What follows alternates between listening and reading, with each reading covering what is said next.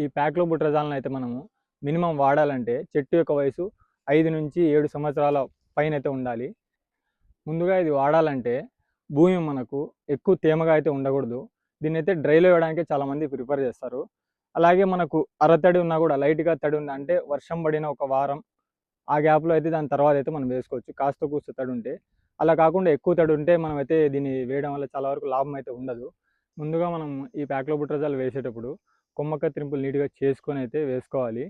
అలా కాకుండా మరి ఇంకోటేమంటే దున్నకాలు కూడా చేయకూడదు ఎట్టి పరిస్థితిలో కూడా. చెట్టు కటింగ్ అయిపోయిన తర్వాత కల్టర్ వేసుకోవాలి. వేసుకున్న తర్వాత మనకు ఎటువంటి దున్నకాలు చేయకూడదు. అలా దున్నకం చేసుకోవాలనుకుంటే ముందుగానే దున్నుకున్న తర్వాత మనమైతే ఇది కల్టర్ అయితే యూజ్ చేసుకోవచ్చు. ఇంకా ఈ కల్టర్ మనకి ఎప్పుడు పోసుకోవాలని ఒక రైతులకైతే సందేహం అయితే ఉంటుంది. మనకు పంట దిగుబడి అయిపోయిన తర్వాత అది ఎప్పుడన్నా కానివ్వండి, ఒక్క 15 రోజుల పాటు చెట్టుని అలా రెస్ట్ మోడ్‌లో వదిలేసిన తర్వాత మీరు దాని తర్వాత కల్టర్ అయితే వేసుకోవచ్చు. ఇది ఎర్లీ మీరు మేలో వేసుకుంటే ఒక 1 మంత్ వరకు మనకు ముందుగానే వస్తుంది. దీంట్లో వెరైటీస్ అయితే ఖచ్చితంగా వస్తాయని చెప్పొచ్చు. బంగినపల్లి కాస్త వరకు అటు ఇటుగా లేట్‌గా కాస్త ముందుగా రావచ్చు.